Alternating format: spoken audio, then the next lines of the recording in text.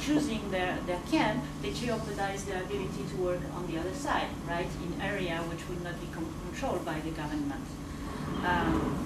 So, to give an example, up to 2004, 80% of the Afghan population was considered under the government control, and therefore benefited from, at least on paper, from assistance.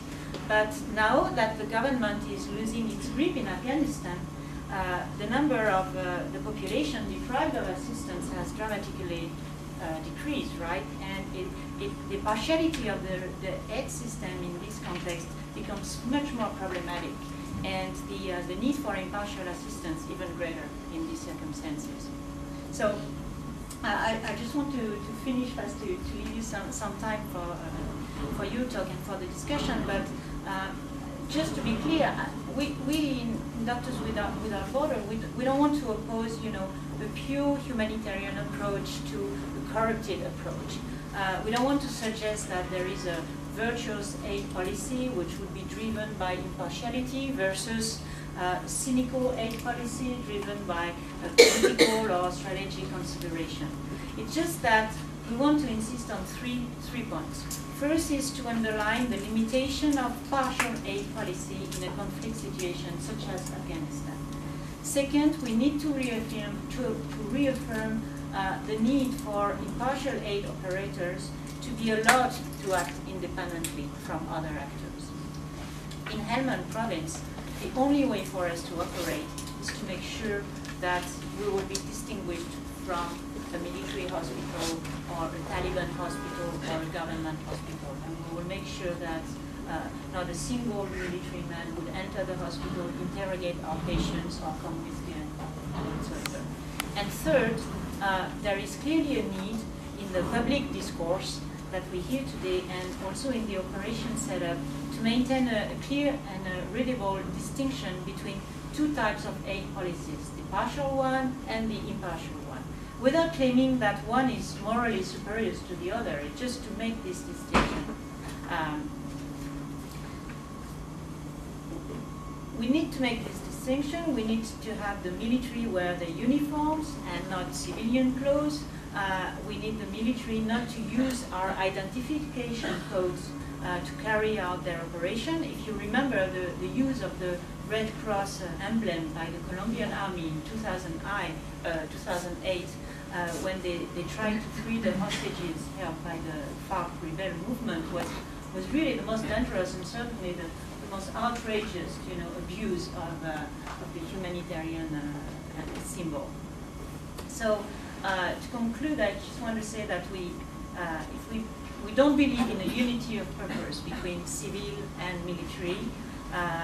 We definitely believe in specific roles and responsibilities of each players on the ground. And what we seek is a mutual understanding and respect of what everybody's role is in this context, so that we can provide impartial assistance. And thank you.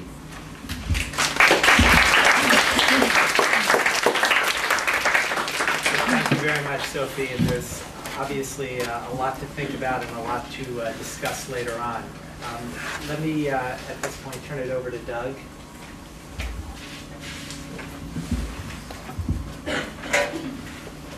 Thank you. It's a pleasure to be here.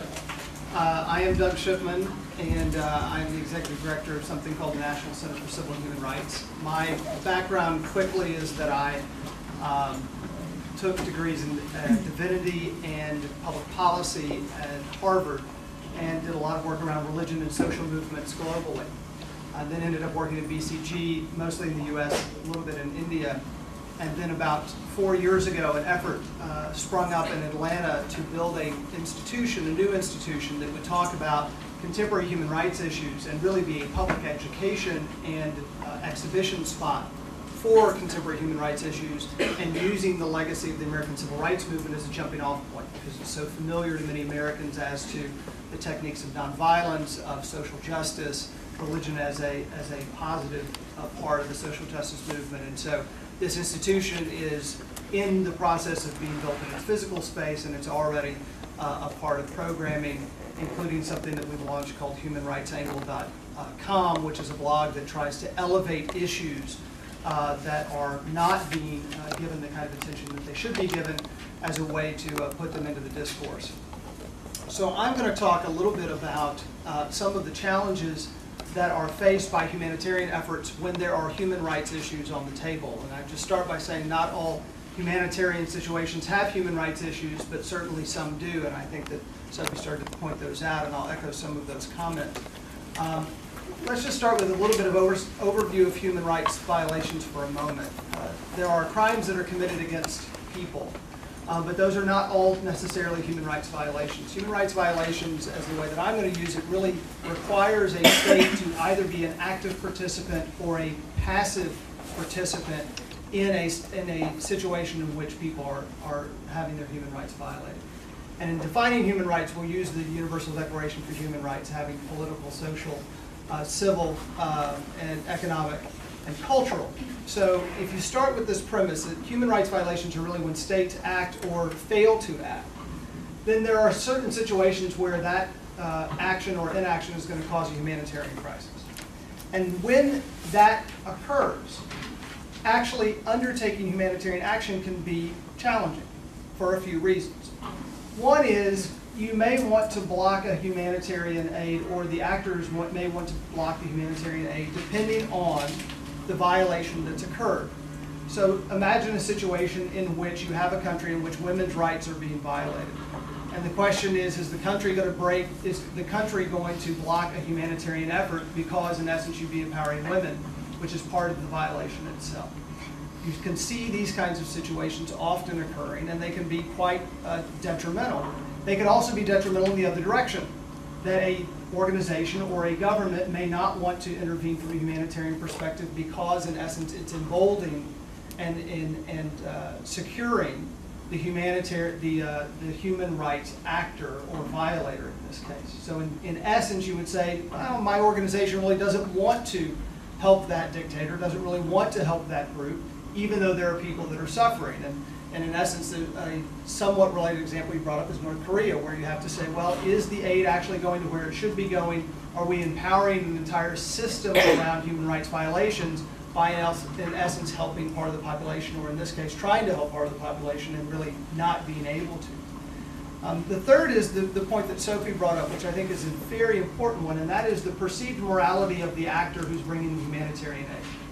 And this has consistently been a problem across the globe when the actor who's bringing the humanitarian aid is perceived as having a certain agenda, perceived as having, even under the rubric of a human rights or a humanitarian effort, really having an agenda and trying to bring that agenda to bear in the place. So yes, you're actually trying to help my citizens, but you're trying to bring with it a certain notion of political rights, a certain notion of human rights in which that country is not ready to embrace. And that morality, perceived morality, can be quite problematic.